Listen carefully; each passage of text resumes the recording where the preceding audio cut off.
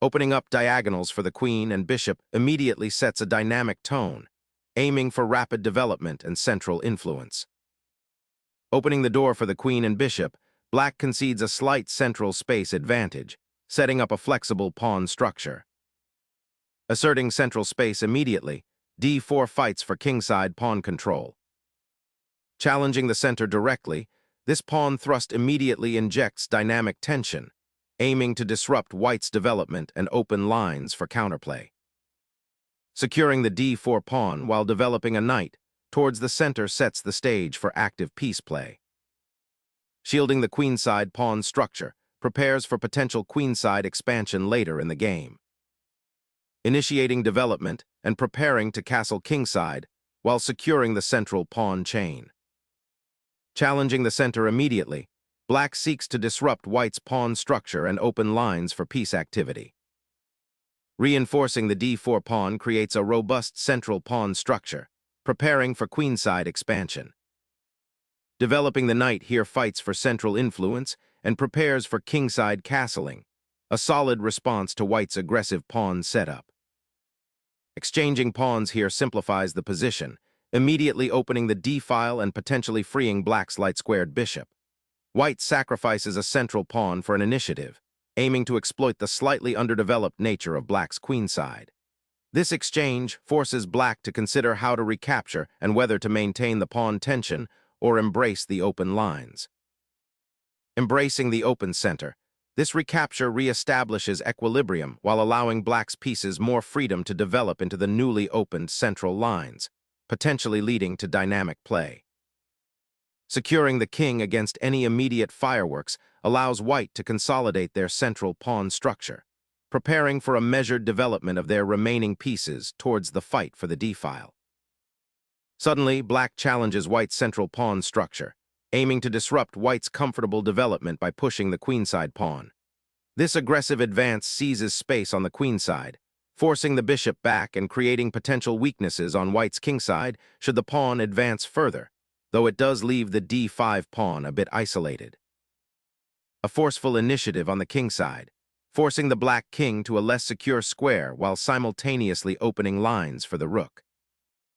Developing the bishop to e7 consolidates the pawn structure, offering the king an escape square and preparing to connect the rooks for future play, while simultaneously reinforcing the d5 pawn.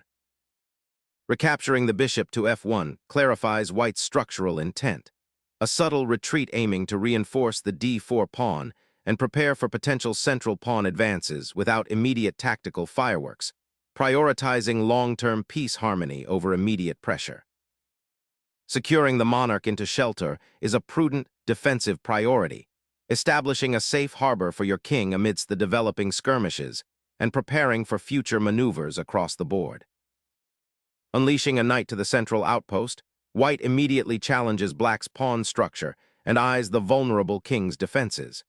This aggressive placement forces black to confront the knight's presence, potentially disrupting their carefully constructed pawn chain on the queenside. Consider how this knight's mobility now influences future exchanges and the potential for tactical skirmishes. Launching a bold queenside expansion, black seizes space and aims to dislodge white's centralized pieces, preparing for a potential pawn storm and creating dynamic counterplay while opening lines for their own rooks. Seeking central foothold, white maneuvers the knight back to a more defensible square, allowing for potential pawn advances or a more robust piece deployment in the center. Finally, the bishop finds its long-awaited diagonal, aiming a laser-like gaze towards white's vulnerable kingside after a series of preparatory moves that meticulously carved out space for its development. This repositioning not only reinforces black's queenside pawn chain, creating a solid structure, but also prepares for potential future operations, perhaps involving the c4 pawn advancing or a knight maneuvering to a more central outpost, all while keeping the king tucked away safely behind its pawn shield. Pivoting the knight towards the kingside, white signals a renewed focus on attacking possibilities after a period of positional maneuvering. The knight's relocation to g3 sets up potential maneuvers to h5 or f5, aiming to exploit the slightly weakened light squares around black's castled position.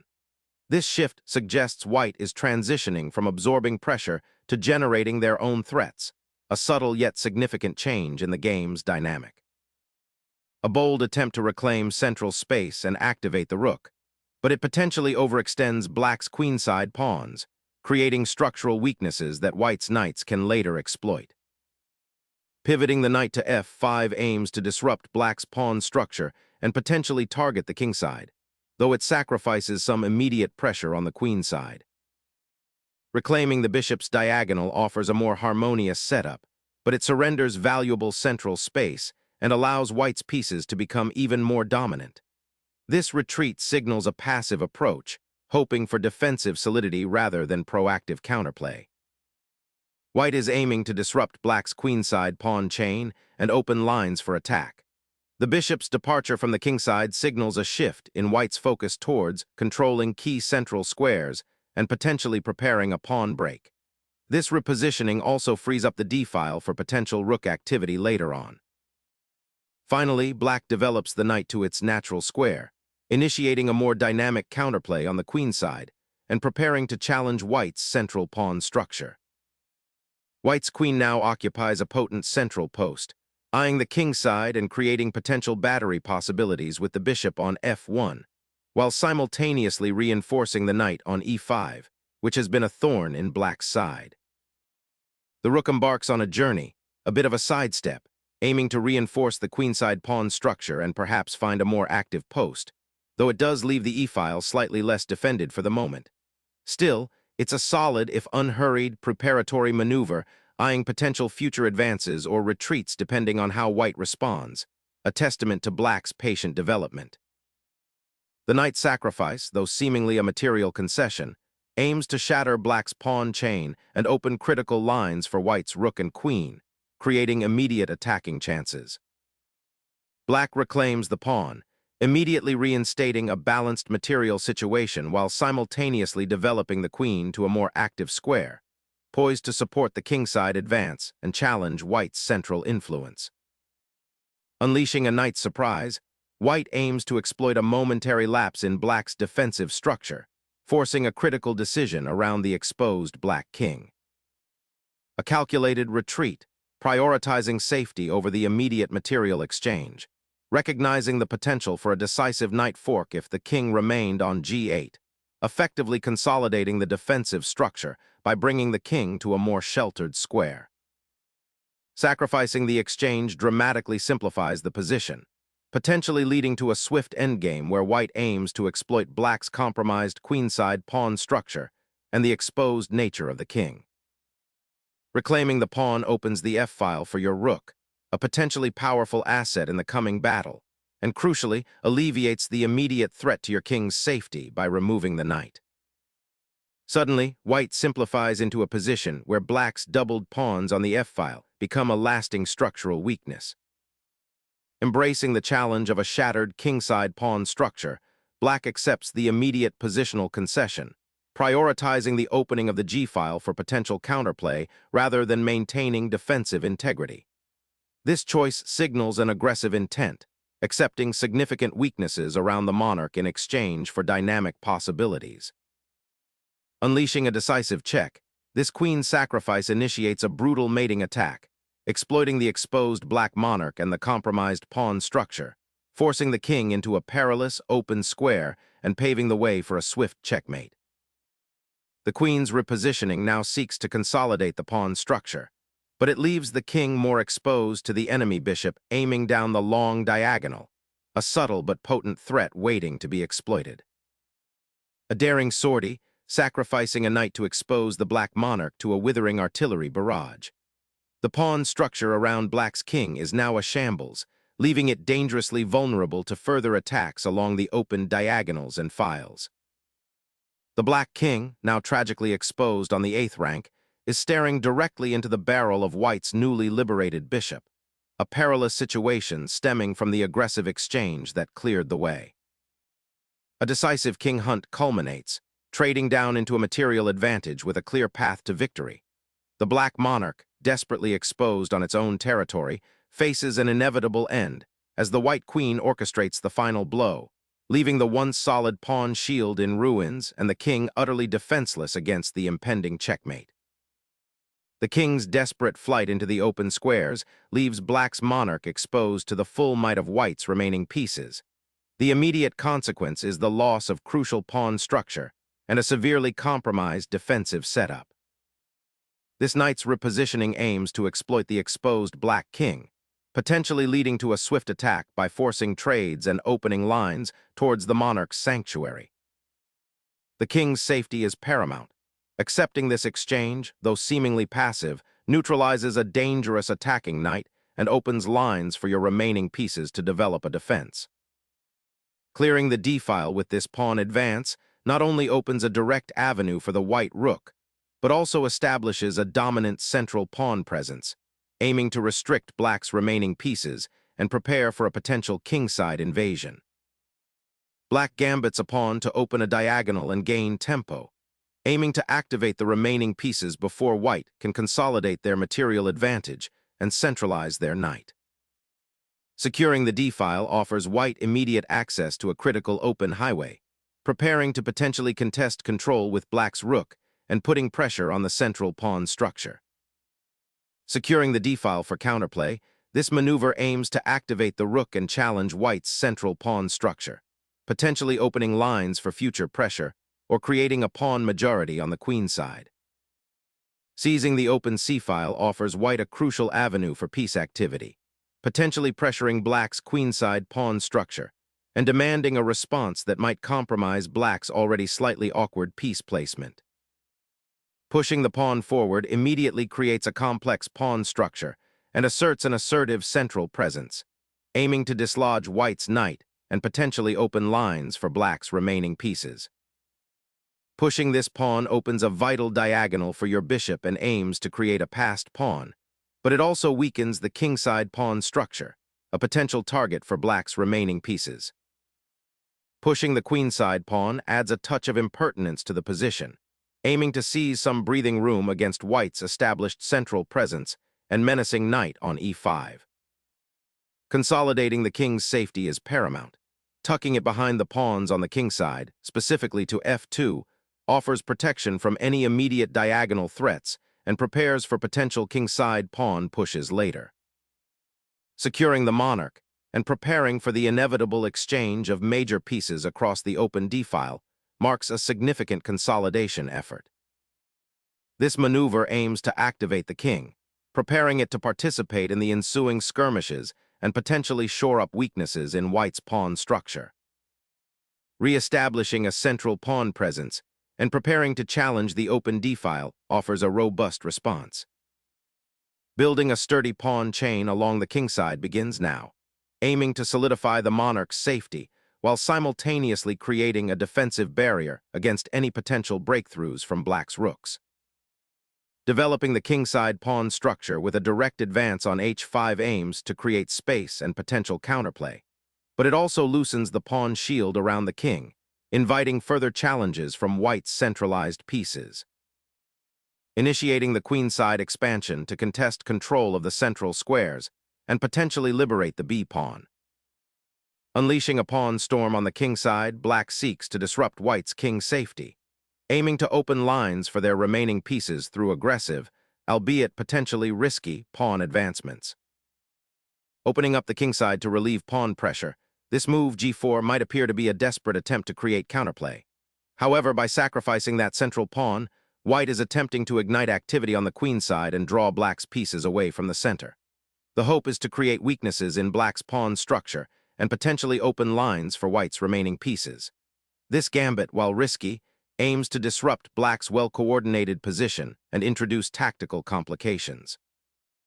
Unleashing the bishop to d5 injects a dynamic element, aiming to secure open lines for its rooks and disrupt white's pawn structure by forcing a response. Consolidating the rook along the semi-open file, this maneuver aims to disrupt black's pawn structure and potentially create play on the queenside. Unleashing the passed pawn creates a dangerous invasion, forcing white to confront the structural damage caused by their earlier aggression and the resulting open diagonal towards their weakened king. Bringing the bishop back to guard against that menacing pawn advance allows white to shore up defenses, but it also concedes important central space and relinquishes the initiative, potentially leading to a difficult endgame where black's pawn structure could become a significant advantage if not addressed proactively.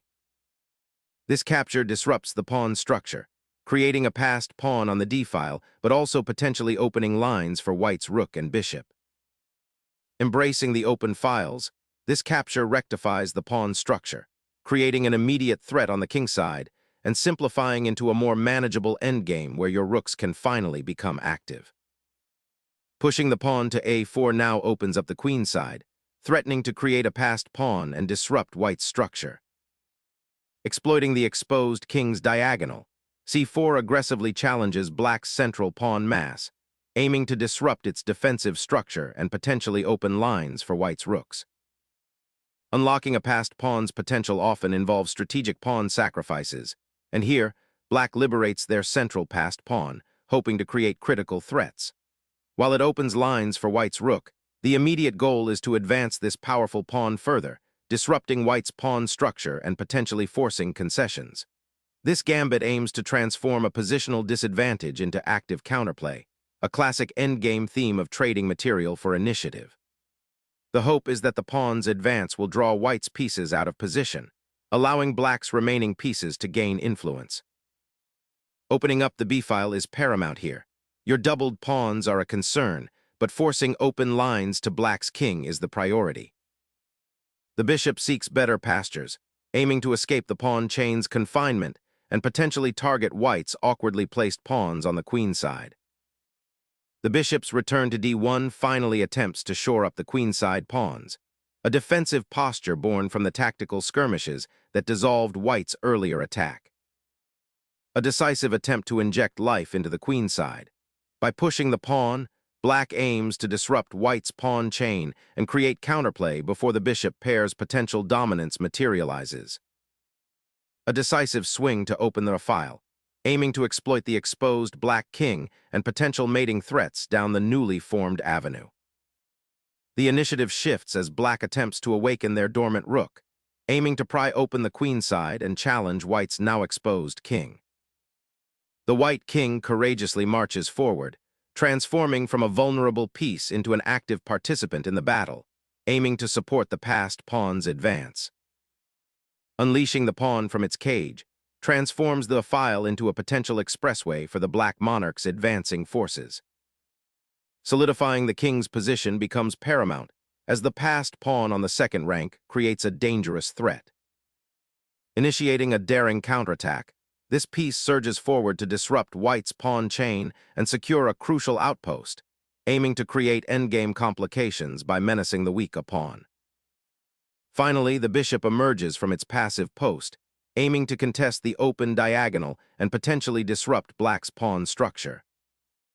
Embracing the passed pawn's potential, black repositions the bishop to bolster its advance, creating a powerful battery with the rook. Unlocking the kingside pawn chain and creating an outpost for the knight seems to be the primary objective here, potentially creating an initiative on that flank. Opening up a new pathway for the rook on the file offers a glimmer of counterplay, desperately seeking to exploit white's overextended pawns. Flinging the pawn forward ignites a decisive attack on the king, forcing an immediate decision and potentially opening critical lines. Unleashing the king into this minefield of activity, despite the surrounding pressure, signals a bold but risky gamble, potentially exposing it to unforeseen tactical repercussions from the looming rook and bishop batteries, while simultaneously aiming to leverage its newfound mobility to disrupt white's pawn structure and perhaps create counterplay on the queenside before the central position solidifies further. Gaining space on the kingside now, this aggressive pawn push aims to disrupt black's defensive pawn chain and potentially create a passed pawn for white later. The immediate capture of the pawn on e5 is understandable, aiming to eliminate a passed pawn and potentially simplify. However, this action neglects the newly created connected passed pawns on the queenside, which now possess significant momentum and require immediate attention. The focus should have been on contesting the d-file or preventing the advance of those queenside soldiers rather than a pawn grab that offers little long-term strategic advantage. Capturing the pawn with the bishop fundamentally alters the landscape, removing a dangerous potential passed pawn and consolidating white's control over the file, which becomes crucial for potential breakthroughs. The bishop's journey to the queenside aims to reignite the d-pawn's advance, leveraging the discovered attack on the white rook and seeking counterplay by potentially opening the file for the remaining rook.